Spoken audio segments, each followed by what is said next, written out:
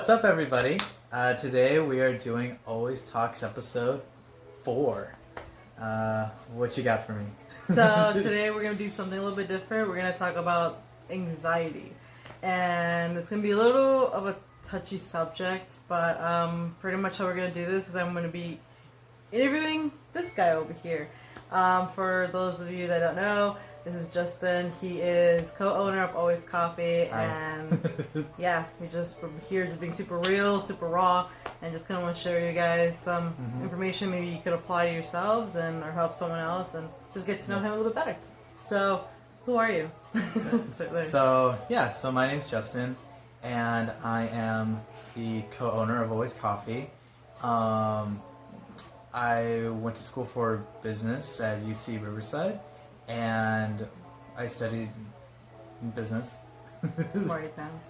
Yeah, and I knew eventually I wanted to start my own business. I just didn't think I would be starting it this soon, and yeah, that's.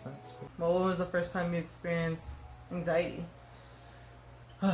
Well, the first time I experienced anxiety was when I was very, very, very little.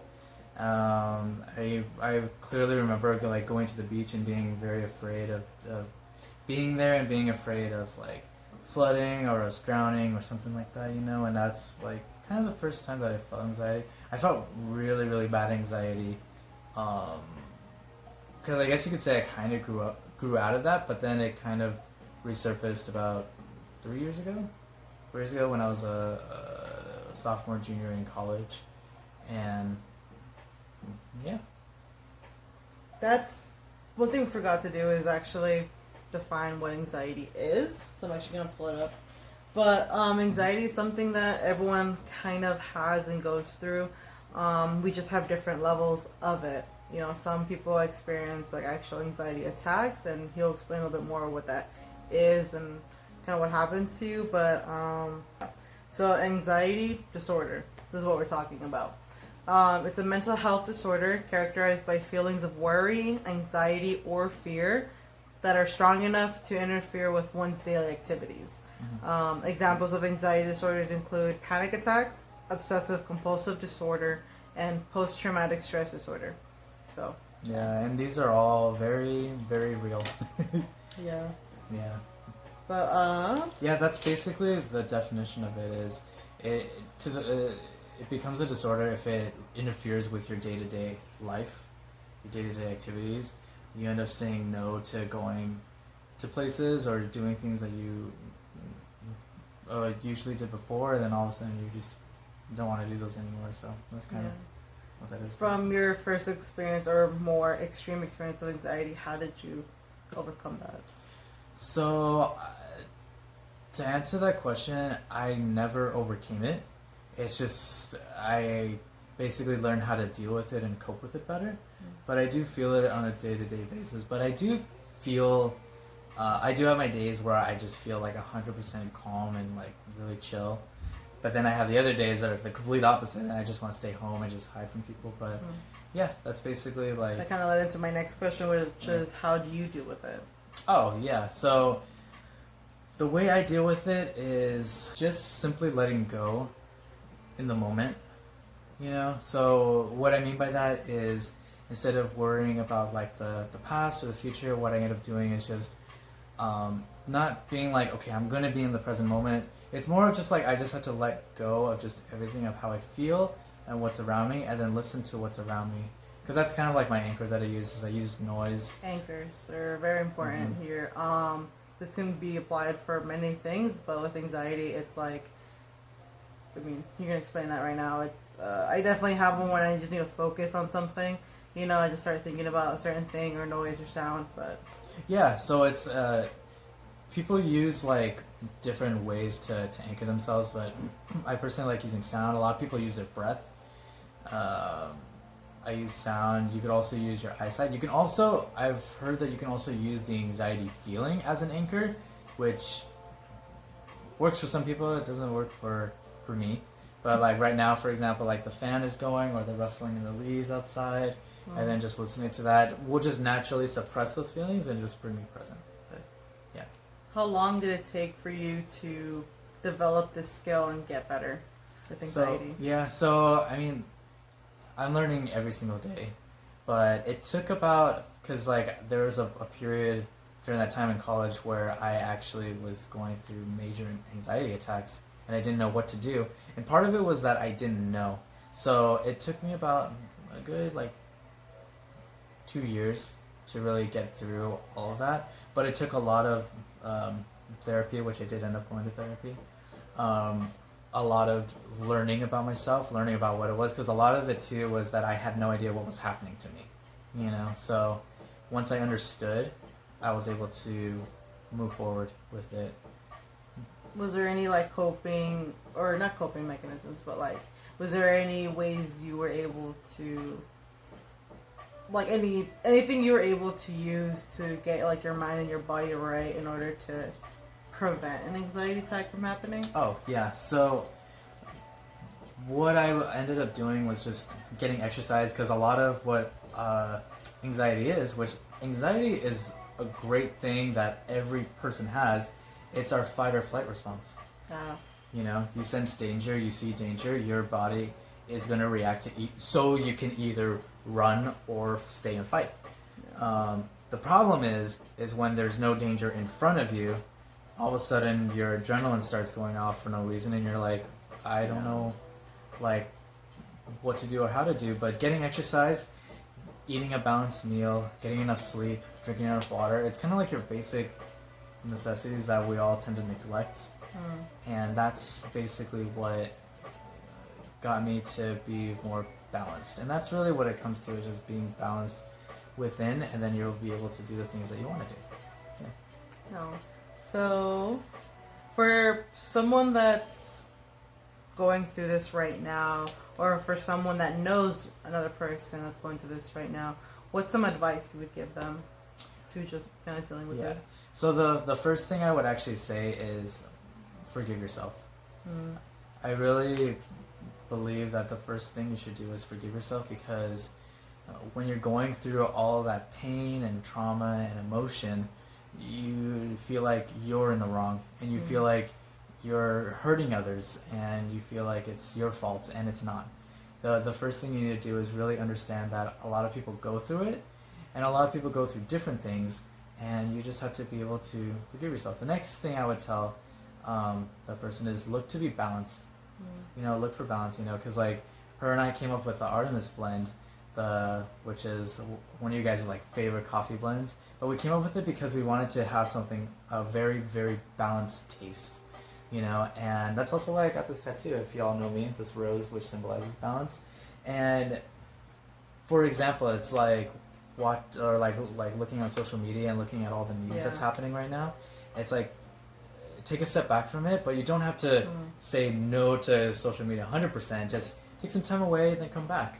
You know, it's like drinking water. If you overdrink, you'll die from drowning. Or what's on that social media. So if you're following people that don't like you, that you don't like, or negative influences or whatever, and you're seeing that all day, every single day, it can really affect your mindset and like just your overall feeling toward that. Yeah. So what I ended up doing was being like actually filtering out a lot of the people that I thought were like, or like a lot of like the negative news or whatever that was happening on social, and just filling my feed with just positivity. So that would be the third thing I would say, is especially because we're in a social media driven world, just follow a bunch of positive like things, motivational pages and stuff like that, and then all of a sudden you'll feel that addiction to just go on your phone, which a lot of times all of a sudden I'm on Instagram and I'm like, oh shoot, I don't even realize that I was on it.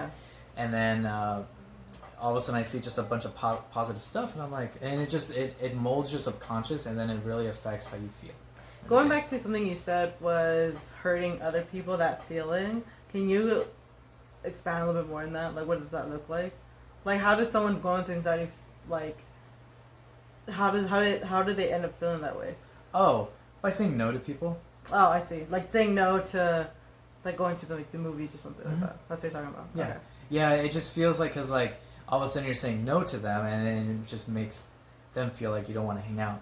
Got it. When in reality, it's more of just like, I don't want to. I don't feel like it. I can't. It's beyond not Yeah. wanting to. It's literally just because you just feel uncomfortable. Because I'm like, right now. I'm like, damn, I feel honored that you asked me to hang out, but I really can't right now because I just am not in the best mode. It's not really a mood. It's more like just the mode of being a person. Yeah. You know. And that's different from having social anxiety. Because I think, again, like I said in the beginning of the video, we all have a form of anxiety. It's just what he's talking about, what we're talking about today, is the extreme part of it. And, like... I think it's general because it just goes to every aspect of life. Yeah, You know? yeah. Which is that extreme, But yeah. So it's different from just saying no because you don't want to. It's, like, it's deeper than that. yeah. But, does it get better, in your opinion? Like, over time? Like, how? So, it does. It does get better. Thank God it does. But I still have that lingering fear in the back of my head that I'll end up back in that same place that I was at before. And even with that fear, I really believe that you just have to keep moving forward. Even with your back against the wall, whatever situation you're in, you just have to keep moving forward. And what's the hardest part of it, in your opinion? Besides, maybe saying no, but to people, but... The hardest part of it, honestly, is, in my opinion, it's surprisingly not really the anxiety itself. It's more of that, saying no to people, and you feel like you're letting people down, and the regret of not actually going out there and doing the things that you wanted to. And it doesn't have to be like lifelong goal things that you want to do, but more of just like if you're asked to go to the movies, or if you want to go to Disneyland, or go to, because I love Disney, yeah, but you know, like the crowded spaces and stuff like that, it can get really hard too. And it's like saying no to people, it hurts. I know earlier you actually mentioned going to a therapist. How did you find this therapist, or like what were your resources for that, and why did you go? Like what made you go? So it was actually, honestly I feel like it was a little bit of a blessing for me. What I ended up doing was when this first started happening, my mom actually told me to call Kaiser, and that's and that's how I actually ended up getting like the medication that I took for just a little bit. And then after that, I went back to UCR because I was starting junior year, I think, at UCR. I think I was starting junior year. And then when I went in there, I basically was able to join this program that they were having in the psychology department. And they gave like these free counseling sessions. I think it was like 8 per quarter or something like that.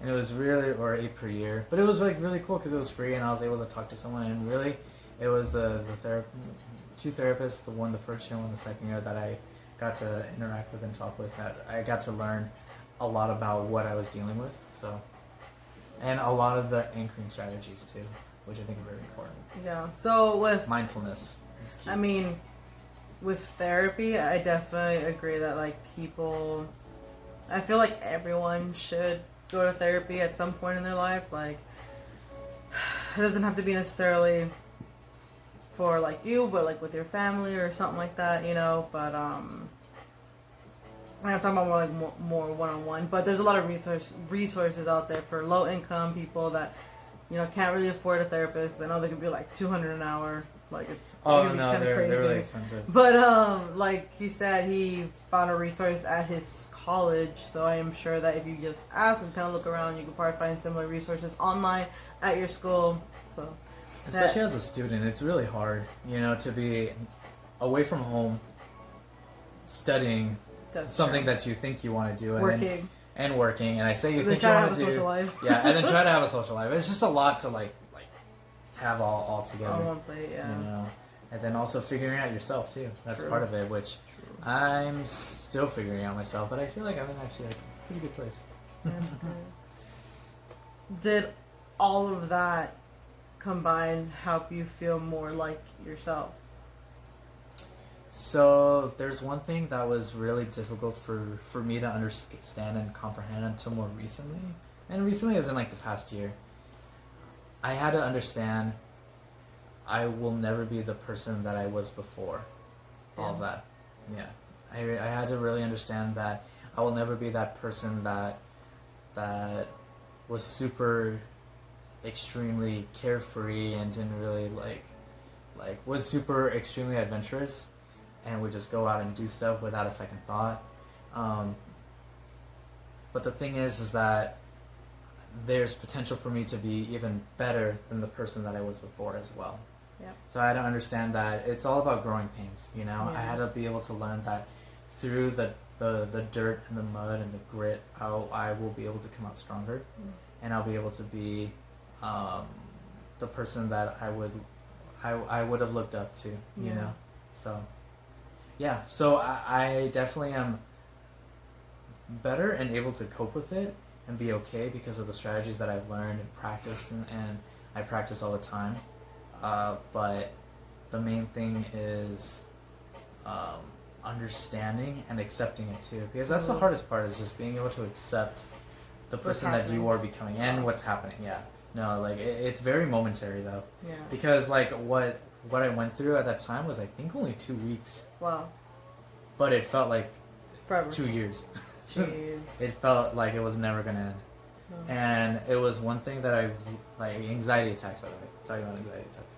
It was just one thing that I really don't want or wish upon on my worst enemy, and I really don't want anyone to have to go through that because it's really terrible. It feels terrible, but I have to say though, I wouldn't be the person I am today if I hadn't gone through that. Okay. So, yeah. Question: do you feel? No, sorry, I'm phrasing that wrong.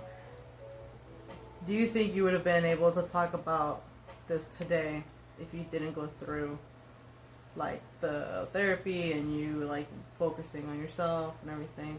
No. Yeah. Because the biggest thing that I realized too is that my anxiety tends to suppress when I actually tell people that I'm actually going through it in the moment. All of a sudden it's like, oh, I don't have to put on a front. And that also is just kind of everyone in general. Like, I was gonna say, it was like when I am giving a presentation, for example, or something, when we all get that like jitter or like those butterflies in your tummy, and sometimes I have to say, right before I start, I'm a little nervous, bear with me, or something like that, and then I kind of just go into it, and then I just feel more confident knowing that I kind of just threw that out there, I got the nerves out, you know, and now I can focus on what I need to talk about or do. But, yeah. So that's basically like a great strategy to have, is just doing that, anchoring, but then also practicing eating a balanced meal, drinking water, getting enough sleep, getting some exercise, getting fresh air, getting vitamin D. Easier said than all done, that stuff. for sure. Yeah, no, like we all get super busy, but it's like putting the effort, like making the effort to do it at least like 10, 15 minutes a day. Or if you're at the store, instead of buying some greasy crap or something, Hot Cheetos, prepackaged food or something like that, just buy like some spinach and like just throw it in the pan and cook it with like some ground beef or something. I don't know. That's kind of what I do, or what we do. But it's okay to splurge. Like I like splurging and eating crap. But then I know that the next day I'll probably feel like crap. So. There goes that, you know. And then the other thing too is that even though I love coffee and I'm in love with coffee, I know I cannot drink it every single day because of the boundaries that I had to form for myself. So the caffeine will spike my anxiety if I have it all the time. But I can have it like one day, and then the next 2 days I don't have it, and then like tomorrow I'll probably have a cup, you know. So that's kind of like the strategy that I to be able to cope with it and deal with it, and I've just learned to accept it. And it's like, I will not be that person I was in college who was drinking insane amounts of caffeine. And that's like, the thing too, is really like I feel like people experience that more during, like, they have more likelihood of having an anxiety attack when they're stressing themselves out so much, and then consuming things like rock stars or like just like bunch of caffeine beverages like that and energy drinks. It just messes with like your whole balance. Yeah, and that's the other part too, is like the environment around you. If there's people around you that are making you stressed, or if you work in a crappy environment, but it's like we all work our ass off, but the whole thing is that if you're so stressed to the point of burnout, that's not good, you know. So you have to be able to learn how to let go of that when you need to, for your own safety, for your mental health, your own blood pressure. Because like you know. And for someone that doesn't really go through anxiety the way like others may go through, like myself, for example, in moments in which you know someone that does go through anxiety like this, you know, it's okay to not know all the answers or to not know what to do. I mean, if you don't mind me talking about this, but like he had an anxiety attack with me actually a couple times. It's not that severe, but we like had to pull over, you know, and he had to like breathe and all that stuff. And it like for me, I'm like I want to help him. I don't know how, but me just being calm and collected, not yelling or telling him to feel better, because that's not gonna do anything if you just tell him to feel better. Yeah. Or there's nothing to worry about. It doesn't work like that. So it's okay. Just be okay with not knowing all the answers and just educate yourself more. And whatever they ask of you, just do it, you know? And, yeah, anxiety is weird because it's like if you tell yourself to, which I've done plenty of times before, if you try to tell yourself to calm down or if you hear other people tell you to calm down, it gets worse. Yeah. And that's why I say it's like just accept what's happening and you'll just naturally just Start calming down. Yeah. Weirdly enough. It's kind of weird, but... Yeah. Yeah. Well, I think that's all I got for today, guys. Yeah. Again, we are not by any means doctors or we're not certified, whatever. Yeah, don't take our word for it, but this is just kind of like how I benefit from it. If you go through severe anxiety, it might be best for you to go to a doctor and maybe seek help, get medication if you need to, because I do have some friends that actually benefit from medication and they're doing super well, you know. So but again, we just wanted to do this so you guys don't feel so alone, that you guys don't feel that you are the only ones going through this. There's much more people. I said that so horribly. There's a lot of people going through this as well, and especially with everything in the news, with recently, all of the stuff that's happening in the world, it's like it's stressful. Yeah. But yeah. Thank you guys so much for watching our Always Talks episode 4. Hopefully we're going to be shooting some more this week so we can upload more and make you guys more content. If you guys have any comments, questions, or concerns, please drop it down in the comment section below. Subscribe to our channel, Always Coffee, and we're... Subscribe down below, which is, I think it's right here. Somewhere. But anyways, see you guys in the next one. Remember to do what you love and always be you guys. Bye. See you guys.